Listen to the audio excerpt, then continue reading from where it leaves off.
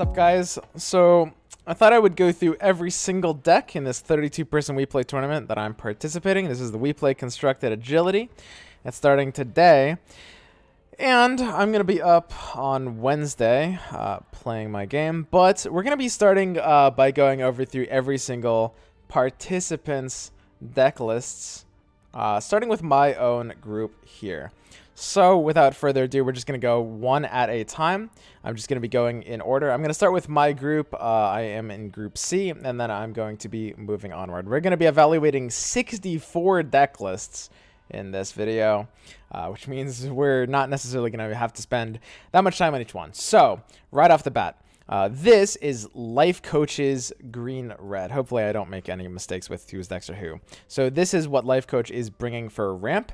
He's replaced the old Drow slot with Omni Knight, and he's gone to the Bristleback Life Coach, formerly a pioneer of the Beastmaster in this slot. He's Rivering Axe as well. Right now there's a bit of a dispute among ramp players whether it's better to River Legion or River Axe. I'm currently in the River Legion camp, I think, but there is definitely an argument both ways. So we see him running 2 Mists Underneath, very heavy on these, and he's very off ratio, skewing green. I think this is actually the proper way to do it. My own deck, as you'll see in a minute, is going to be running 22 red, 18 green, which is similarly off ratio off of the normal 24, 16. And I think this is the best way to do it because Mists Underneath are just so damn good, and you can't really go for 3 green in this deck. He's running 2 Spring and 2 Emissaries. Pretty standard stuff here, and 2 Smashes. I personally am not a fan of the Smashes. And I haven't been super impressed with Omni Knight, but honestly, all of the green heroes in this slot feel about the same. I know Gara has been a fan of the Omni Knight. It's a pretty solid list. I think the biggest problem in my eyes is the Smash. This is basically mirror tech, and honestly, considering how much ramp is in this tournament, maybe this mirror tech will find just enough value. So this is pretty good. We can move over to the item list. Only 1 Jaspers and no phase beats. He's curving with these just cheap health items, which he was kind of building before. No Stonehold to respect him on a blue, and no phase for utility. I think this is pretty solid, but I definitely like to see, I think, a second Jasper Daggers here. Probably a few too many cheap health items, in my opinion. But that's Life Coach's red-green ramp list. Okay. So next up, we've got Life Coach's second list. This is Life Coach's red-blue. So basically, these are okay. So let's go through this. So this is an interesting take on red-blue. He's Rivering Axe again, and he's got kind of the same red heroes as you see in everything, right? He's got 1 Fight Through the Pain for initiative. Typically, you want your initiative card to be used on the slot that you have 3 heroes in. Makes the most sense. As far as red blue is concerned, I personally think this is probably a weaker form of mono blue. I haven't been the biggest fan of red blue as a color combination. The more I play mono blue and the more the list becomes optimized, I do feel like red blue doesn't really gain enough compared to just running mono blue. And if you're going to run red blue, I personally prefer the 3 blue version of this list. We're seeing 1 routed here, trying to slow people down. And you know, you can combo that with like Annihilation and stuff. But ultimately, I feel like these 2 colors don't really work that well together. They're both individually very powerful, but I don't really see enough synergy to merit this, personally. He's not running conflagrations, which I kind of like. I think people put too many conflagrations into this deck. I think, you know, I see a lot of people running like 3, and I think that's kind of insane.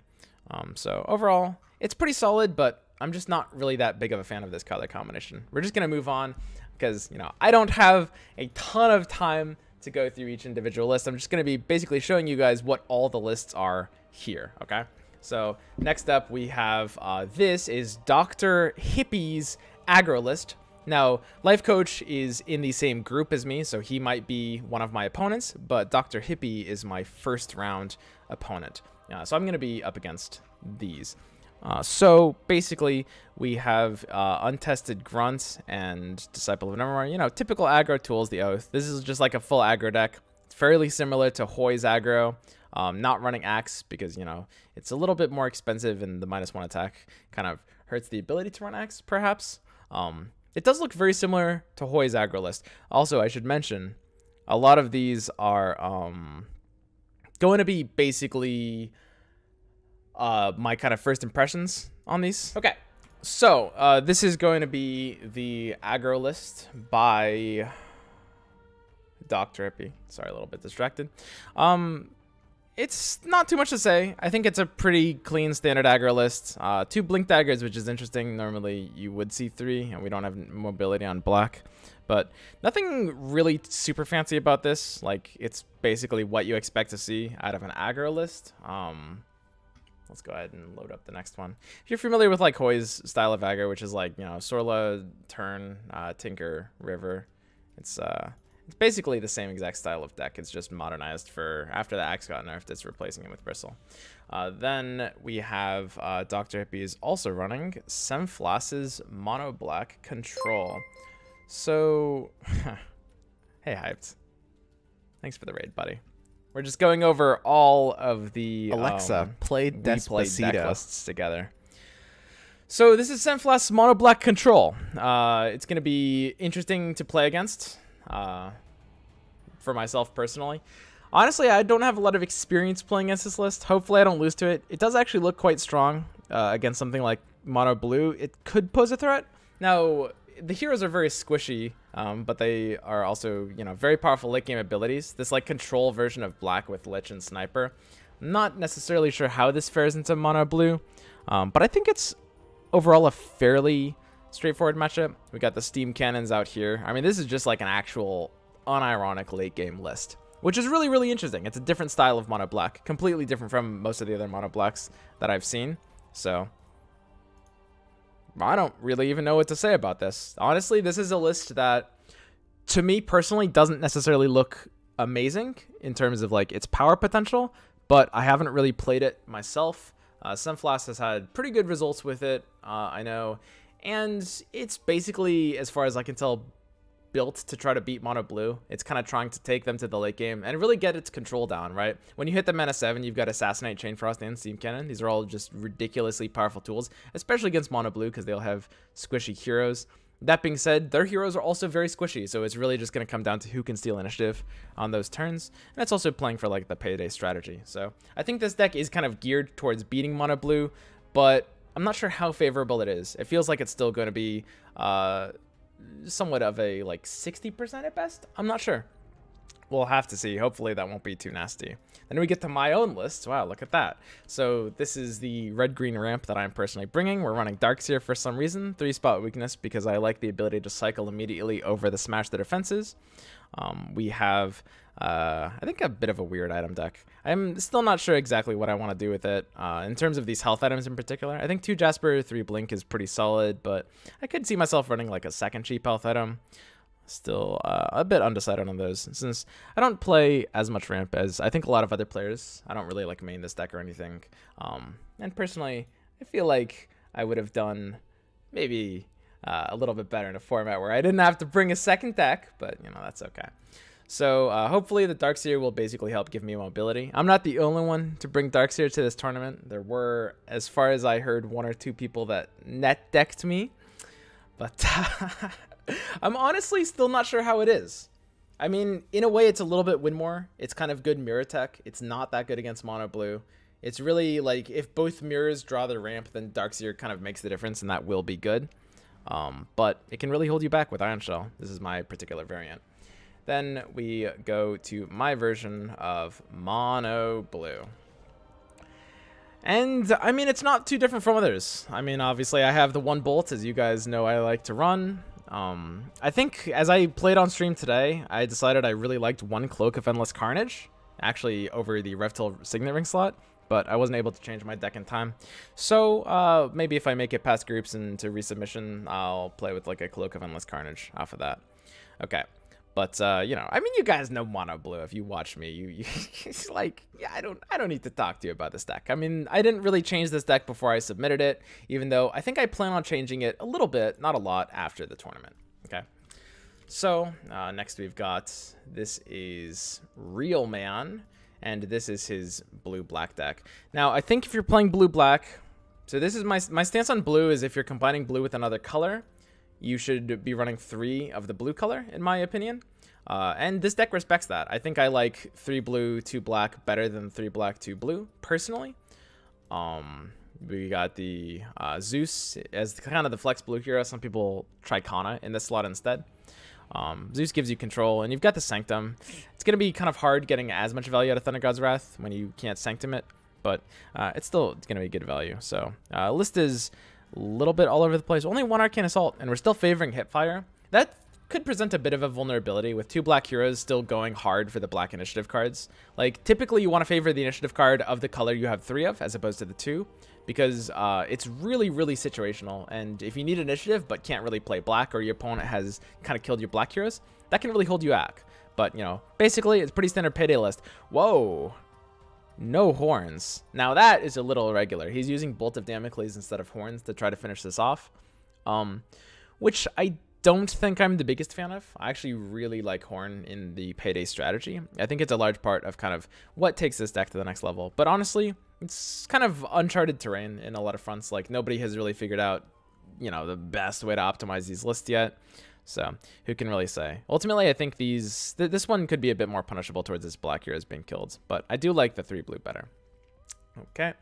Next up, Real Man's second deck. This is his red black mid-range. It's interesting. So this has been, he qualified with this deck. So this is kind of his allegedly strongest deck perhaps, and this is what he used. It's basically the triple red flop into PA Lich. So you're a little bit off ratio. It looks like he's actually added some pickoffs. Actually, he's added some hip fires to get back on ratio, 25 to 15 since the qualies, which is interesting. But this is kind of like a slower, more mid-range deck. We're using the Dresden standards, which is very interesting. Normally, we would see these being run on the standard bears instead, which is, I mean, that's kind of the more common choice, but Dresden standards has more mid-range value. I honestly am kind of a fan of this deck. I think 3 smashes is a little too much. As you guys know, I think this card is a little bit overrated, but it's definitely okay to be running here. Dresden Standards, I think, is underrated. I don't necessarily think this needs to be run in a mono deck. I'm not sure about it as a 3-of slot, but it's definitely something you can see experimentation for, and the NF Magic. So basically, it looks like Real Man has kind of targeted blue, right? One of the strategies you see in these tournaments is lineup strategies, right? And we can talk about each of these players' lineups, right? So my strategy is kind of bringing the 2 strongest decks, right? Like, I bring mono blue and ramp. I am kind of playing the field, right? Real Man, you can see that both of his decks are really geared towards trying to beat mono blue. Red black mid range is a great way of doing that. You got 3 Stonehall Cloaks. The thing about blue is it's kind of impossible to win the game before their nukes come online reliably. Unless you have a good hand and they have a bad hand, that just doesn't happen. So you need to tank up against these nukes, and this deck does that very well. You got the Stonehall Cloaks, you got the beefy red heroes, you got the gold gain to be able to afford the cloaks, and then even your black heroes are pretty tanky. And then you've got your late game tools like Chain Frost and Coup and Triple Time. And it's basically respecting the fact that against blue, you kind of have to go toe-to-toe into their late game. And this does that in a really powerful way. I mean, even the 3 hip fires, despite being on the 2 of black color, is really, really geared towards targeting blue. So if I find myself in a matchup against Red Man, or sorry, Real Man, this guy, who is in our group, so we might be facing him tomorrow, that could be kind of nasty, because both of his decks are countering blue. He's kind of targeting that strategy, and that is one of the decks we're bringing. So hopefully that won't be a problem for us. So that's my group, Group C. And now I'm just going to go through all of the rest of the decks, starting with Group A. I wanted to do mine first. So this is Petrifies. UB aggro. This is BU aggro. This is Petrifies aggro. Very, very interesting. This is something that people have kind of seen and talked about. And basically, it looks like Petrify's idea with his matchup is to try to counter blue and maybe ramp as well. We see here he's got the you know, the typical aggro tools. Usually, you don't see blue with aggro, but people have experimented with it. Kana Splash is a common one. Running Ogre for, you know, the additional tools with Annihilation, slow down other lanes as well. No at any cost, which is, I think, kind of interesting. I could have seen maybe 1 at any cost, but we got 3 Lightning Strikes, which is basically just going to provide over-the-top value, right? So the idea behind this list seems to be it's good against red-green just because aggro in general, Sorla and Disciple provide value against red-green. but you're going to sacrifice a bit of red-green win rate to hard counter blue, right? And Trebuchet's Artillery and Lightning Strike are going to be your answers to the mono-blue matchup. So we can kind of talk about Petrify's other deck, but it looks like his strategy is like a dual counter, right? He's basically bringing both of his decks to try to counter red-green ramp as well as mono-blue at the same time, which is an ambitious strategy, but if he's actually able to pull it off, that's really, really smart because both of the kind of top meta decks might be able to be countered simultaneously. It's really important to note, though, that anything that adds to one matchup is weakening the other, right? So, for example, the fact that this deck isn't running more than one Disciple or Oath is a choice that he made against the blue matchup, but it does in some way diminish his matchup against red-green. The fact that he's running the Trebuchets, Lightning Strikes, and Artilleries do the same thing, right? This is for the blue matchup, but might make it harder to actually successfully get under red-green's ramp strategy. Like, the reason aggro is good against red-green is kind of because it has these powerful scalable tools that allow you to AD a tower, and they don't really have a way to deal with that if you do it efficiently. But he's also added in Annihilation, which is, you know, a pretty good tool against red-green as well. So maybe his win rate isn't really sacrificed enough, right? This it could actually work out as a pretty good anti-meta call. We'll have to see. Second deck here, and we see this is another aggro deck. This is kind of what I was talking about when I was saying he was kind of targeting both sides of it, right? He's using this deck as well as the other deck to kind of play for the same game plan. He has two aggro lists, and he's trying to tune them to be able to effectively beat both matchups, right? It's ambitious. I'm not sure if it will work, but at the same time, this is a pretty standard aggro. Not too much to mention here. We got the 3 blinks, which I think is probably just necessary, unlike the first one we saw before. And it's just like Tinker aggro. This one's using Axe instead of Bristleback. Now, what I might have liked to see is this deck actually going a little bit over 40 cards. When you're running Axe and PA together in a very aggressive list, unlike Bristleback, the Berserker's Call can really kind of slow down your curve. And we see Hoy, in my mind, one of the best deck builders in the game right now.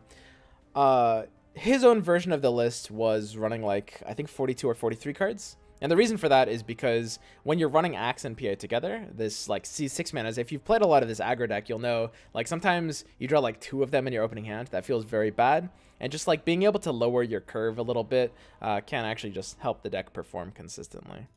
Okay. So that's Petrify's game plan. I think it's actually a pretty smart game plan if it's able to work. I haven't really seen it in action, so it's hard to say. So this, next up, we have Rename's deck list. This is his mono blue list. Obviously, a lot of different variants of mono blue. I think in this tournament, I'm actually surprised how few mono blue lists we're seeing. It looks like only 9 players brought mono blue. So basically here we have the Bolt of Damocles as the one of. Look at that. I respect that a lot. Actually, as far as I know, I think almost nobody but me is running Bolt as a one of. Everyone else I've seen runs Bolt as a 2 of. I like that. Bolt as a 1 of. There it is. He's running 1 glyph, which I've cut. Wait, this is my list. Wait, this is my exact list. Except he's running 10 items. Oh, he's flopping Kana. Okay, that's the difference. So flopping Kana is a little bit better in the non-mirror matchup. It's a little bit worse in the mirror. In the mirror, you'd rather be flopping Zeus so that your opponent can't tell where your Kana's going. But against like matchups where you need your blue heroes to stay alive early, flopping that like early amount of health can give you an edge. 10 items seems a little bit weird. I think it probably could be a little more optimized at 9. Okay. Like, unlike the main deck, there's just not as much reason to go over the limit on the item deck. Okay, so let's check out the next deck here. Oh, he's got a ramp list as well. He's using Legion Flop Axe River, as well as the Lycan. So this is, like, pretty much the most standard ramp hero lineup right now, which is Lycan, Flop, Treant, Turn, Axe River, then Bristle Legion to fill. This is pretty much the most popular ramp lineup, I think, right now. 2 emissaries, 3 enough magics. Is this I think this might be Hyped's lists. I think Hyped is running 3 enough magic. It looks very similar, I think. But it's pretty standard. I think in my mind 3 of enough magic is a bit overkill, but honestly I could definitely see running like 1 or 2 of these cards. It's a little bit hard to evaluate. Okay, so let's go ahead and go to the next one. So this is Gela. We lost to Gela in the Swiss round of the mainline constructed tournaments. Was that yesterday? Oh yeah, that was yesterday. This is her mono red deck. Bum bum bum. So as far as mono red decks go, I gotta say I'm not too much of a fan. I like the hero lineup. I think I like Timbersaw Beastmaster. These fill the roles that or did I say mono blue? They fill the role that mono red kind of wants pretty well. We're pretty heavy on units. We got Marowfell and Ogre, 2 of each, which I'm not too much of a fan of. I could actually see you running a couple of these cards, but I think 4 total is a little much. And I feel similarly about Red Mist Pillager. Also, we're only running 1 Dresden Standards, and I think 3 Smash the Defenses is a little much as well. Where's the spot weakness? That being said, I do think the hero lineup is pretty much what I like to see out of mono red here. There's kind of a lot of debate about, some people are running like Vinkelsier's Rising Anger lists with Timbersaw Centaur. The other common one is like, Beastmaster Tidehunter is kind of the more like late game skewed one. Whereas like Beastmaster Timbersaw is a bit of a nice balance in my mind. 2 Blink Daggers as well, man. We're seeing a lot of decks go down to 2 Blink Daggers. That's crazy. Okay. Next up, we have Gela's Mono Blue. B. This isn't Mono B. This is Mono U. Okay. So, this is 40 cards. This is a puny deck, guys. This deck is tiny. 40 card Mono Blue. Cutting the compels. So, typically, the reason that the Mono Blue deck runs more than 40 cards, it's usually between 42 and 46 cards is kind of like standard. Typically, the reason for that is a few things. If you're running Skywrath especially, you really need to basically help your curve out a little bit, because drawing like too many 6s and 7s, especially like, if you got the Celimation and the Celimania and the 2 Bolt, drawing too much of your top end early, like look at how vulnerable you are to this. And it's kind of similar to the idea of the aggro deck, Hoy's aggro deck. Normally in card games, the idea is you want the minimum amount of cards possible, but in Artifact, because you have the signature cards, there's, sometimes that kind of creates an element of rigidity, if that makes sense, right? So because of that, if you want these high power signature cards that are expensive, maybe you need to fix your curve a little bit by adding more compels, right? And because you have so much mana that just kind of cycles for free, you really do want more compels and foresights typically with this list. I'm also not the biggest fan of Incarnation of Celimene or multi-bolts in this list. I don't think that necessarily plays for as much your win condition as you want. Usually with mono blue, you're really just trying to shut the opponent out of options. Your game plan isn't really built around Bolt of Damocles, but it's really more so built around the idea of nukes. And I think Celimene usually gives mono blue a lot more mana than it ends up needing for what it costs. Like, you can pretty much only develop the Celimene on the Sanctum lane, and the reason for that is because you'll have a hero there, you'll be at mana 9, presumably. You'll have a Sanctum already there. You'll put your hero there, you'll like Eclipse. Maybe you have enough Eclipse charges to wipe the board. Might happen in the mirror. And then you tap Sanctum, go up to 9 again, and then you play Celimene, right? But at that point, like, how much mana are you really securing? Usually you'll have been like playing your foresights and stuff on curve, so you don't really have that much mana to dump out. Sometimes you can Thunder Gods a few times, but if you already have a Sanctum on that lane, there's kind of a limit to how much mana you can really use, and it can be a little bit clunky early. Celimene is a win more card, Rockman says. Yeah, I think that's a good way of saying it. The idea of win more is a little weird on Artifact because of the lane system and like the ancient killing. I don't think that win more necessarily has to be bad, but it does feel like it gives you most of its value when you kind of already have the mana established.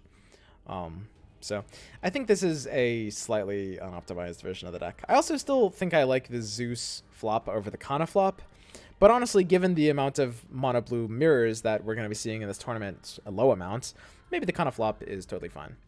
Okay, so next up, those are Gela's lists. Next up, we have my good mate's list. So this is his ramp. Look at that. We got the 22-18 ratio, same as me. Again, I think a good thing with ramp is to go over ratio. Probably not best to stick to the 24-16 here. We got the standard two spot weakness. A man after my own heart. There he is, boys. There it is. This guy knows what's up. He's the 2 of club all the way. 2 mist, 2 unearth, 2 stone halls. 1 enough magic. 1 jaspers. I gotta say, I do like the 2 jaspers.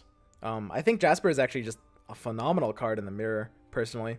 But this list looks pretty solid. The one thing is if you're running Drow, you could actually run an initiative card. I know that Hoy, like, you know, he was experimenting with like Tide Hunter and Drow.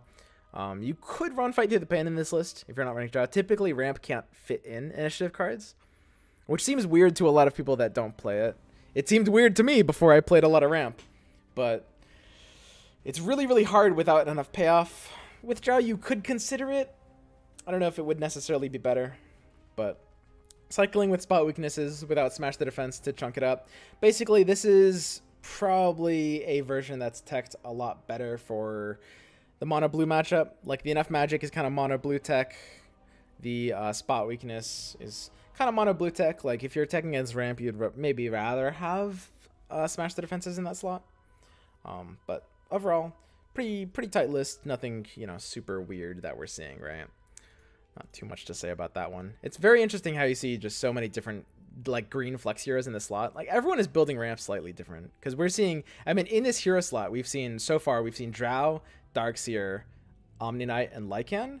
And I mean, there's even some people experimenting with like Rix in that slot, right? Of course, the only reason we're seeing Darkseer is because we're the weirdo bringing it. Okay, so next up we have the other list from my good mate, again in Group A. So we have the idea of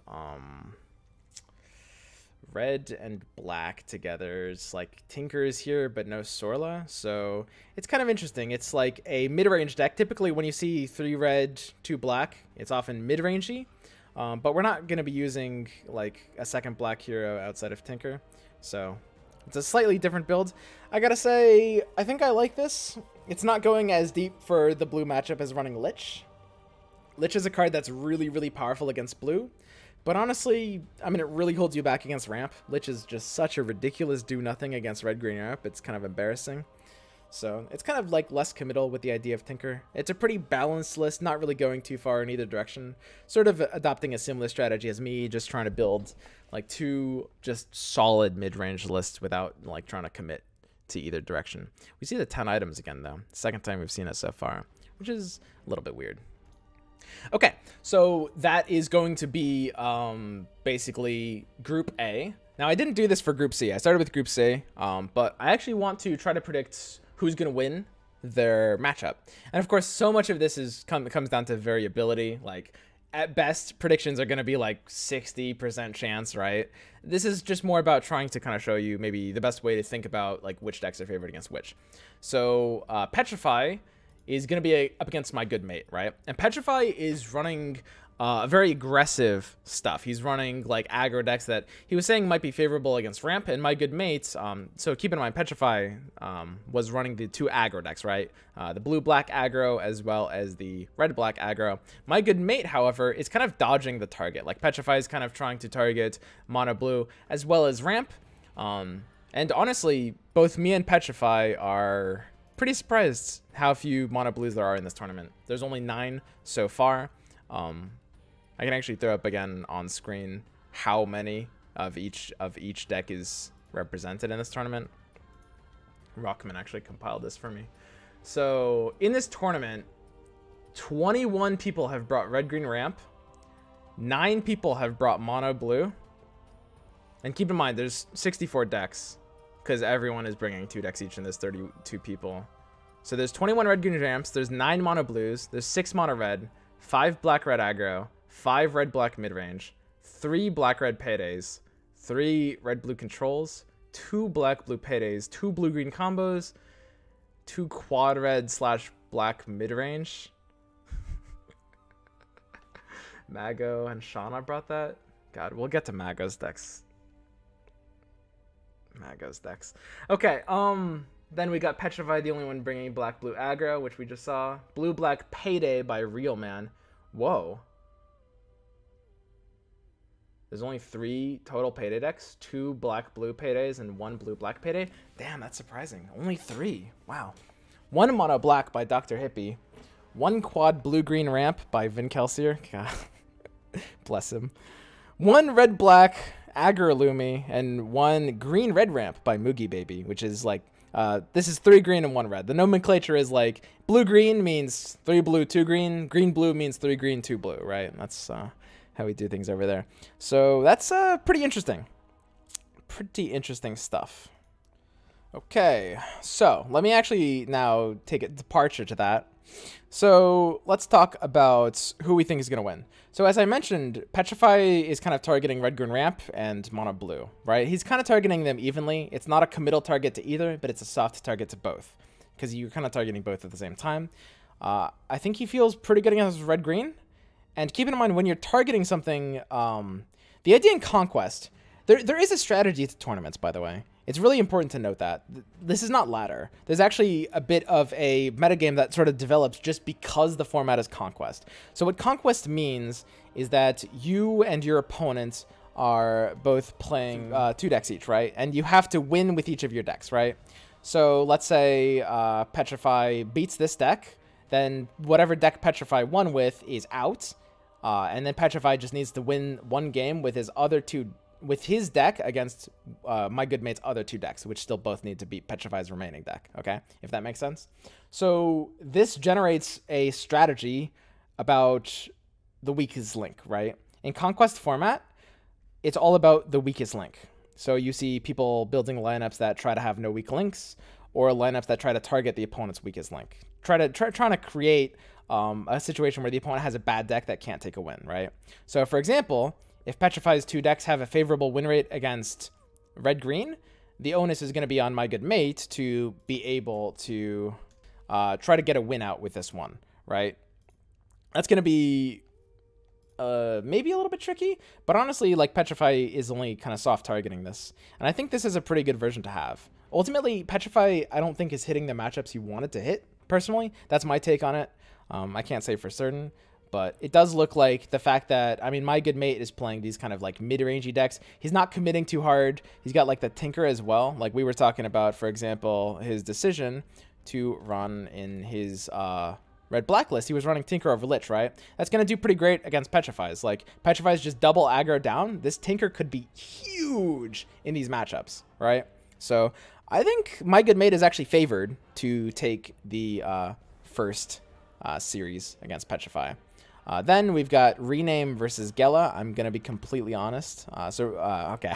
I'm remembering now. So Rename had the mono blue as well as this. Pretty standard ramp list. Looks like Hype's ramp list. Is this just a double net deck? Rename just... It looks like he net decked Hype's ramp list. And then he net decked my mono blue list. Okay. So he has the mono blue in the ramp versus Gela's... mono red and mono blue. They both have mono blue, so it kind of cancels out as a non-factor. So it's kind of hard to say. I think probably, if I had to say, the ramp one is probably favored. Ramp beats mono red, as well as probably has an easier time against mono blue, in my opinion. So I got to give it to Rename, probably being a little bit favored in his set against Gela in Group A. So now, and of course, like, keep in mind, these are predictions, but there's so much variability here. I'm just saying, like, who's favored based on the cards alone. There's so much outplay potential. There's so much room for stuff to happen that, I mean, who knows what's going to happen. Ultimately, better player usually wins. Whoever plays better is going to matter more than whoever has the better lineup for the decks. But I'm just saying for you guys, and, you know, this is kind of a good way to think about it, who kind of has the better lineup versus the other person, okay? So we kind of skipped Group C. I'm going to go back and do this because I'm terrible at doing...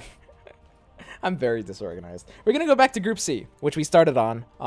So this is Group C, and we have, first up, we have me versus, actually, let me do this in order. So the first one is actually Life Coach versus Real Man. So keep in mind, Life Coach was bringing his red-green ramp and his red-blue kind of sort of control style list, whereas Real Man ended up bringing his blue-black as well as his black-red, right? So Real Man's deck is basically doing a similar thing to Petrify. It looks like he's hard targeting mono-blue. When you see blue-black, it's usually an indication of someone targeting mono-blue. And you see him running also the red blacklist. Let me copy this. This is Real Man's mid-range deck, which also does very, very well against mono blue. Like we see just like the early aggression, we see the Lich. Again, this is exactly the kind of deck you want against mono blue. I think I mentioned this when we saw it the first time. So he's targeting mono blue hard, and like Petrify, it looks like he whiffed a little bit because Life Coach is not bringing mono blue. These decks, you know, might have some value against red blue, but not nearly in the same way. So it's might be a little bit hard. I would say I definitely got to give it to Life Coach. I think both of these decks are going to have an unfavorable time against Ramp. But keep in mind, Conquest, and I can't stress this enough, this is really, really important to understand. Conquest is a game mode about the weakest link.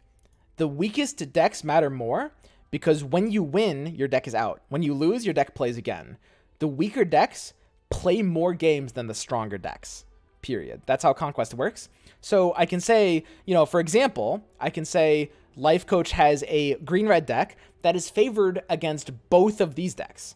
But that doesn't matter as much as it would matter if you had one deck that was unfavored against both of your opponent's decks, right? Does that make sense?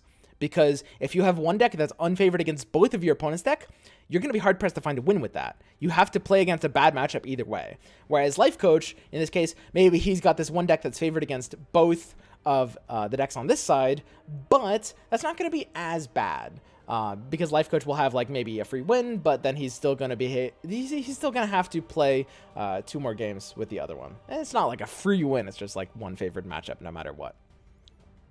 So it's a bit of a hard one to call, actually. I think I'm going to give it to Life Coach, but it could be pretty close both ways. And then it's Dr. Hippie versus yours truly. We remember our decks, hopefully. So Dr. Hippie is playing this very aggressive deck, as we can see here, as well as the mono blacklist. So again, we're just going off of lineups. We're not talking about like player skill or anything. In terms of lineups, the mono black is allegedly good against mono blue. It's kind of speculatory. I personally don't know if I find it to be super favorable against mono blue, but that's what people say. It could actually end up being quite good. I think that I don't really have enough experience to say for sure, but basically overall I would say my mono blue is favored against his aggro, but unfavored against, slightly unfavored maybe against red black, versus on the other hand my ramp is favorable against mono black. Did I say red black? I meant mono black. This is confusing. My aggro is favorable against, or sorry, my red-green ramp is favorable against his mono black. In fact, I would say very favorable, but unfavorable against the aggro, probably, because aggro can just kind of run a train on red-green ramp since they have no like board clears or anything like that. So honestly, this is probably the biggest toss-up so far. I think I would probably say I'm favored, but only because I am not personally that much of a believer in this black deck. I might be underestimating it. I'm not entirely sure how well this is able to perform against mono blue. I feel like ramp has a better time against this than this has a better time against mono blue, if that makes sense. So I would say I'm a bit favored, but honestly, as I mentioned before, this mono black deck is a little bit of an unknown to me. Haven't seen this being played too much. I've played against it twice and I didn't have too much difficulty either time, but I mean, you can never tell with ladder opponents, you know what I mean? So, we'll have to see. Anyway, now that we've done all that, we've gone back, we fixed our mistake, now we have predictions in for Group A and Group C. Now let's just continue. Group B, here we go. Hoi, and we can actually, let's do this in proper order. Hoi versus Mogwai. So I'm going to go over each of their decks, and then I'm going to say who is probably favored. Instead of just doing the... God, I'm so stupid. This is so much better. We're just going to do this like normal people. Okay, Hoi. Okay, so we have here, he's running the Beastmaster River. He's the first one we're seeing running Beastmaster. Life Coach brought it to the first WePlay, but changed off. Now Hoi's bringing it over, of course, the Bristleback slot. So this is the later game version of Ramp. Beastmaster gives you like late game tools, which are Primal Roar. It's kind of mirror tech, basically, somewhat. It's good in matchups where it's going to take the game late, but you're not really able to put out as much early aggression without the just big, beefy bristle body just slamming into your opponent. Other than that, though, it's a pretty standard list. It's basically just kind of that one major swap off, right? Yep.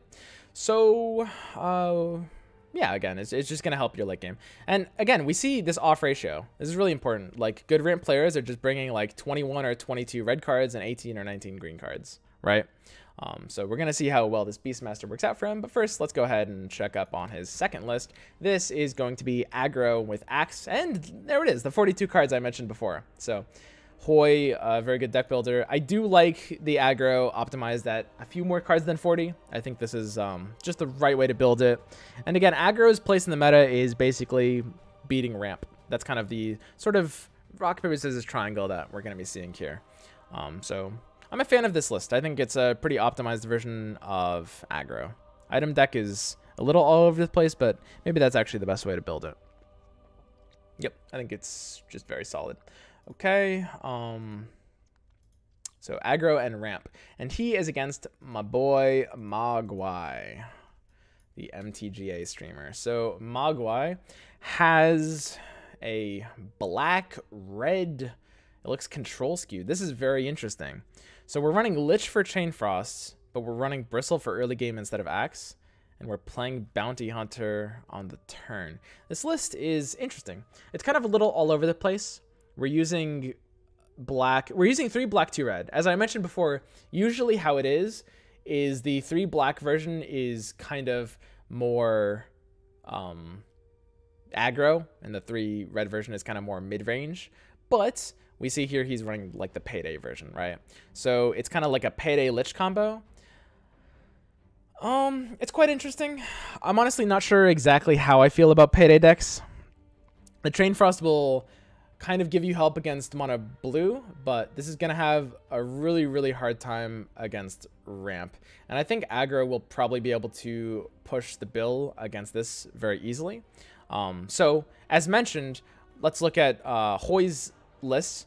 As I mentioned before, it's really, really important thing to think about. Conquest, I'll say it again. I think anything worth saying is worth saying twice. Conquest is about the weakest link, right? I see a pretty weak link here. Not because this is a bad deck, but because we have to think of both matchups, right? Hoi has an aggro list and a ramp list. And I think both of them should do pretty well against this. I mean, that's kind of the nightmare matchup for this. Like, aggro should just kind of be able to run a train on this, especially without something like Axe to stabilize. I feel like with Mogwai, he might have a hard time getting a win with this one, and that's rough. So let's go ahead and take a look at Mogwai's second list. Okay, so Mogwai is bringing black, blue, Payday, and we can check out like what this is. He is running Entity Cost as a 2 of. Finding that against Hoi's aggro list is going to be very important, but it's a second Payday list. So it looks like Mogwai is also in the train of hard targeting mono blue. Like, anyone who is bringing mono blue that queues into a targeting strategy and that just can't get their list out, just can't get a win with that mono blue, is just kind of going to be eliminated from the tournament. So this is a powerful strategy, but he didn't really hit the mark because Hoi's not bringing mono blue. So pretty interesting. I have to say, just based on lineups alone, and again, I'm going to say it again, there's so much room for outplay. Based on lineups alone, Mogwai is very, very, very heavily unfavored. Both of Mogwai's lists are both unfavored against both of Hoi's lists, I think. Both of these are very committal towards the idea of Payday, whereas Hoi has the aggro and the ramp. I will say this list might be able to stop the aggro. It does depend on the draws a bit. The difference of finding like 1 at any cost early is going to make a big difference. We also see Mogwai going down to 2 Annihilation. I did once tell Mogwai that Annihilation was a bad card. Maybe that's why. So it looks like a pretty unfavorable first matchup there for Mogwai.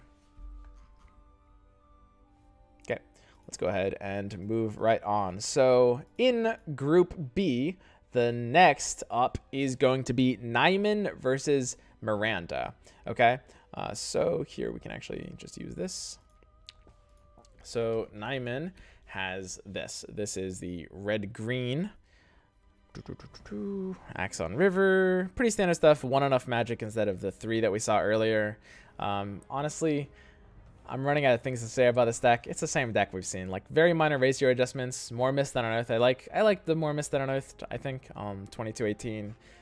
You're seeing kind of the same patterns. 3 blinks. I think we've seen a few people cut down to 2 blinks, and I think that's pretty insane outside of mono blue. I mean, blink deck is just... It's sometimes... This is a very non-insignificant amount of games that will be won or lost by one player just not finding a blink dagger when they need one.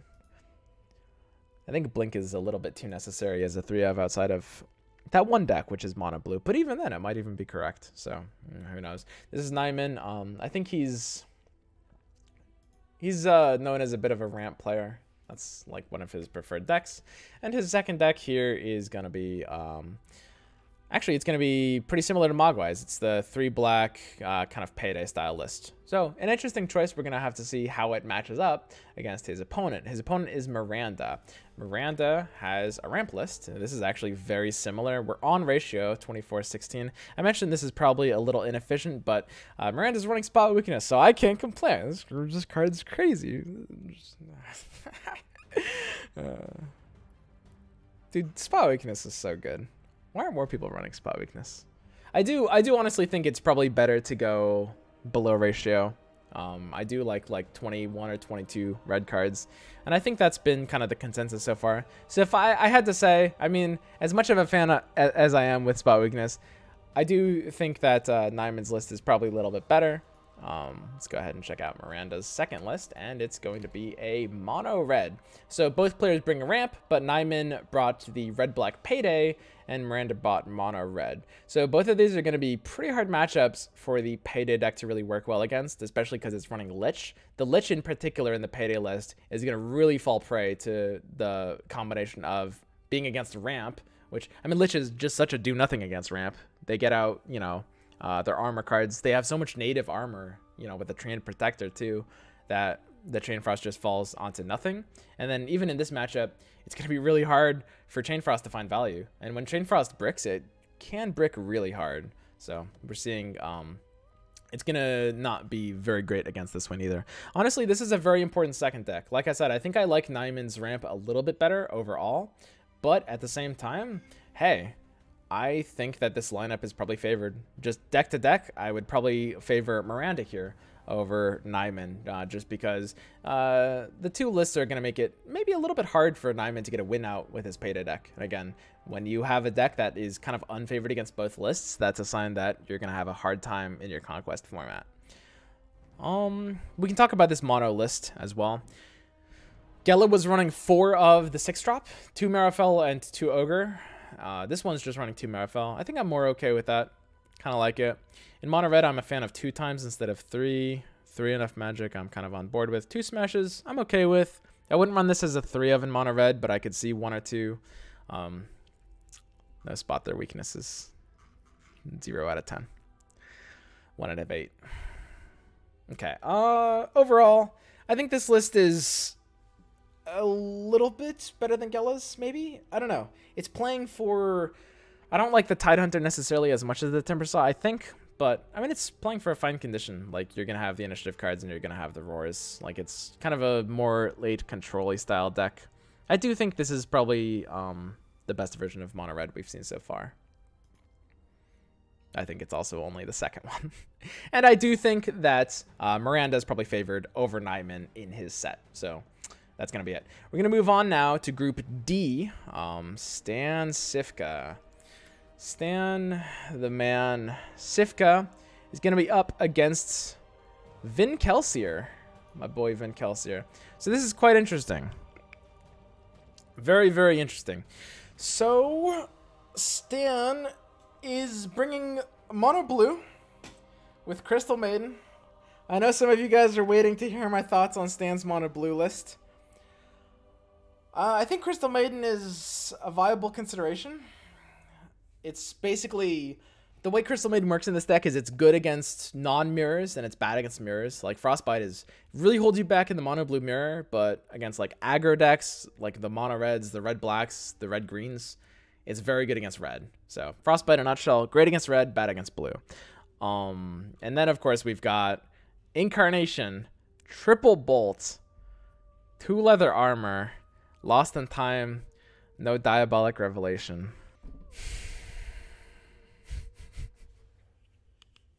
Stan, I would love to be proven wrong about this list.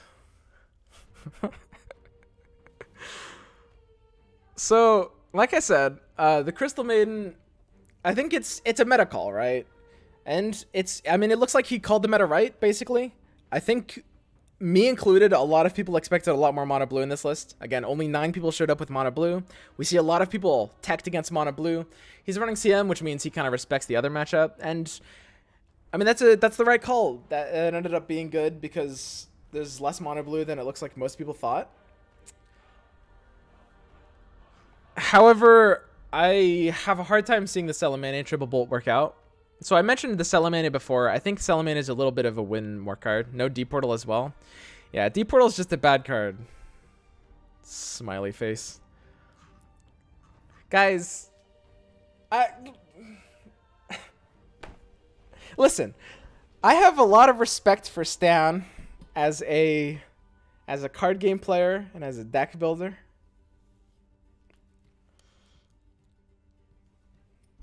And I hope to be proven wrong about this list. No D-Portal makes red matchup a lot worse from my own experience. No D-Portal makes every matchup worse. Name one matchup that no D-Portal doesn't make worse. Okay. Okay, that's it. Okay, we're moving on, guys. Stan's deck number 2.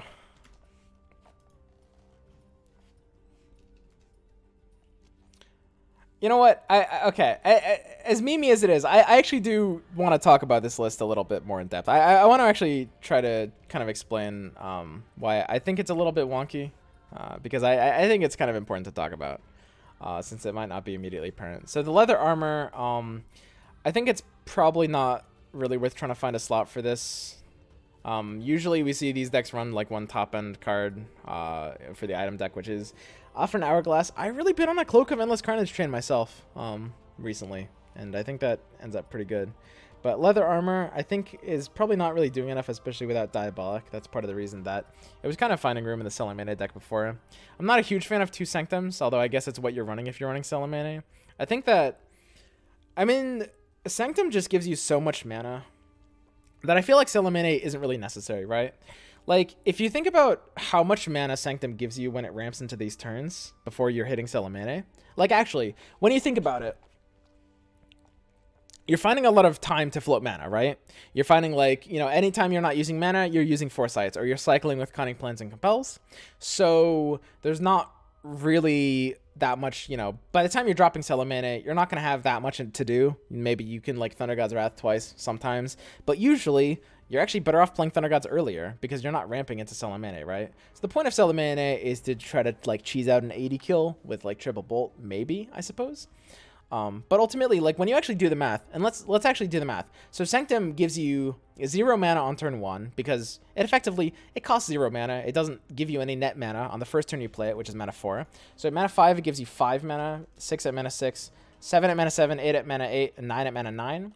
So by the time you have been able to play Salamene, if you played your Sanctum decently early, it's given you a total of 35 mana so far, which is insane. And it's very, very hard for Salamene to catch up to that. This is kind of why I like the 3rd Sanctum over the Salamene.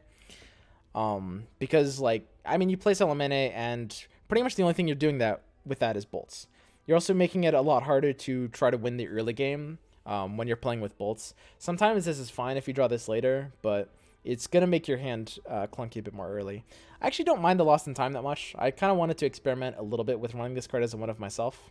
I think it's somewhat of an underrated card, but also hard to fit into this deck. I think that this is more okay. Like, I don't really mind this as much, but I think the idea of playing for Salamene and bolts is not usually how Mono Blue ends up winning the game. Oftentimes, Mono Blue actually wins without bolts at all. It's usually like, the win condition of mono blue is to kind of take control of the board and never give it up. If you've played against mono blue, you'll have experienced this against, especially good players will do it more often, but like they'll chain Eclipse and they'll tap Sanctum and then they'll assault and then they'll annihilate, and they're just chaining initiatives. They're using their Sanctums to basically use the board wipe and then just play an initiative card after that, right? They're controlling all 3 lanes, and after like mana 6, 7, 8, you're often kind of left without play options at all. If they just own the board, they will run the entire board, and there's nothing you can do, right? That's kind of where the power of the deck comes in. And I think the 3 of Bolt and Salamene don't actually really contribute to that game plan and can really slow it down. Then we've got the 40 cards. I mentioned before with Gela's deck why I'm not a huge fan of running 40 cards in this deck. But honestly, when you're running CM instead of Skywrath, it makes more sense. Like, part of the reason why I don't like 40 cards as much is because Skywrath in particular, he's very powerful, but his card can be a little bit chunkier. That being said, I do favor running Cloak of Endless Carnage, and I think a few more than 40 cards. Okay, so now we can move on. I wanted to kind of go a little bit more in depth about that, because Mono Blue is a deck that I consider, like, it's the deck that I feel like I have the most to say about. Like, when we're talking about, like, Green-Red Ramp, you know, I'm not as experienced with something like Green-Red Ramp, so it's kind of harder for me to give commentary on it that I feel like is actually productive.